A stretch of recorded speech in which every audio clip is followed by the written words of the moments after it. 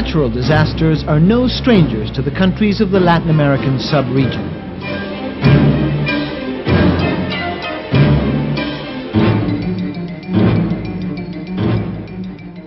In 1985 alone, we witnessed devastating earthquakes in Chile and Mexico.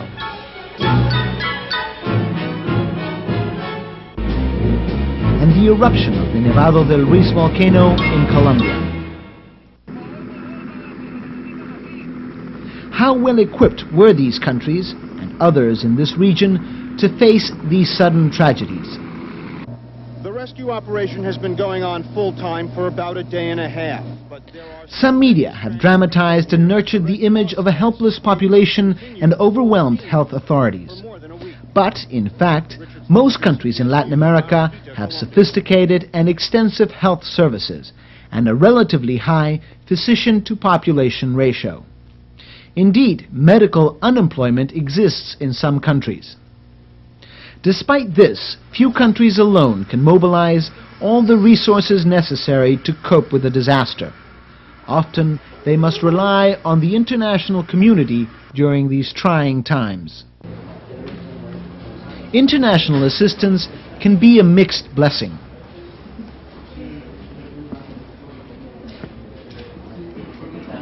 It is crucial to helping a country get back on its feet, but when improperly directed, it can aggravate problems, contribute to chaos, and lead to a second disaster. Let's take a look at some of the effects of international assistance on the health services of disaster-stricken countries. The cry for help from Colombia is being heeded in the United States. As news of a major disaster spreads, a concerned public worldwide clamors for prompt action. With thousands still missing, many Americans are anxiously watching and waiting. In Guatemala, communications in almost all the central highland region had been knocked out. There was no way. Here, the BBC observed that sending a field hospital is a classic example. It is the traditional gift. It's good for the politicians of both donor and recipient governments. But is it what's needed? When unsolicited medical relief is not attuned to specific requests, it competes for attention and space with other, more pressing needs.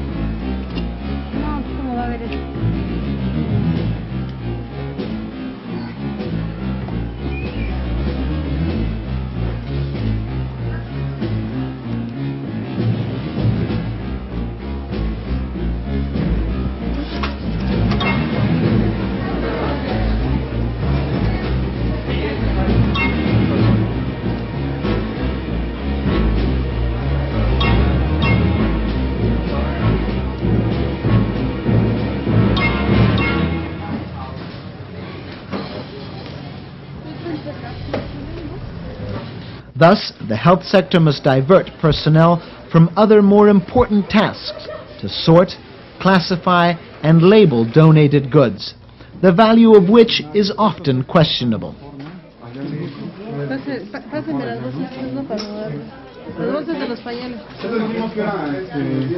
Antibiótico, ¿verdad, doctor? Sí. ¿Sí? ¿Y dónde van los antibióticos?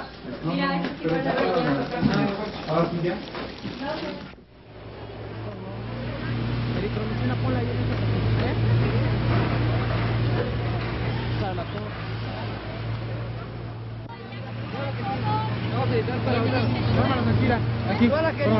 Que viene de dos y de uno. Dos filas. Pero hay que después te alcanza. Luis Herman.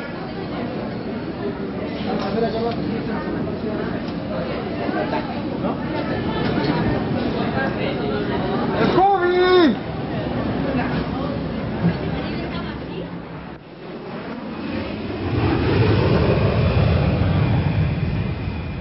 In many instances, improperly coordinated international assistance also causes bottlenecks at points of entry.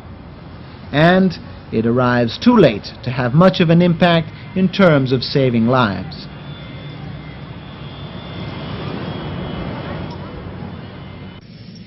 It is important to remember that the worth and relevance of international assistance depend on when it is available at the disaster site, not when it is pledged or sent. Successful cases of donations are the result of close consultation between relief agencies and the health authorities of the affected country. Well-coordinated donations have been valuable in many instances. Foreign medical personnel lacking specialized expertise and a knowledge of local language and culture place a similar burden on the healthcare system of a disaster-stricken country. They also arrive too late to be of any assistance in the immediate critical phase, the first 24 hours. But there are many positive examples of rapid and successful assistance in terms of personnel and equipment. Their common denominator seems to be a response to clearly identified needs as outlined by relief or health authorities.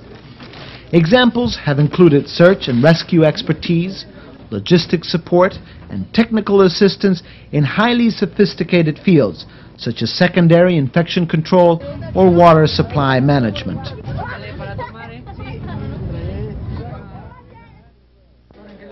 Countries are becoming increasingly aware of these problems and are establishing criteria for controlling relief, inspecting and sometimes refusing aid regarded as irrelevant. They are also being more candid with well-intentioned donors about the worth of certain aid, thus breaking the vicious cycle of inappropriate international assistance.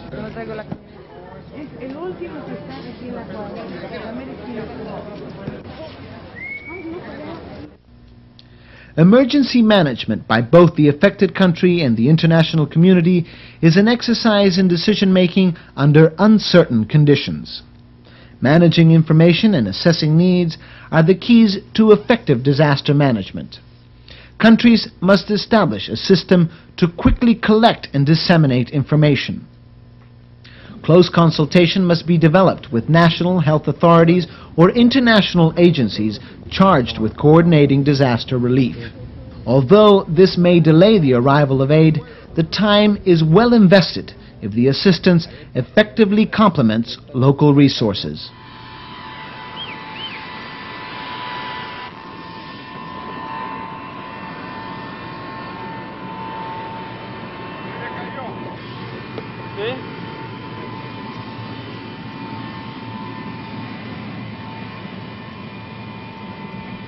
The balance between donor and recipient is a delicate one. International assistance in the face of disaster will always be needed to restore basic services and healthcare. This is especially true now, when many countries are facing economic crises and soaring foreign debts. And, at the same time, industrialized nations are carefully scrutinizing expenditures on international assistance. In the last few years, cooperation and communications between donors and recipients have improved dramatically. We must continue this trend, employing sound guidelines and criteria for emergency management to maximize the worth and effectiveness of international aid.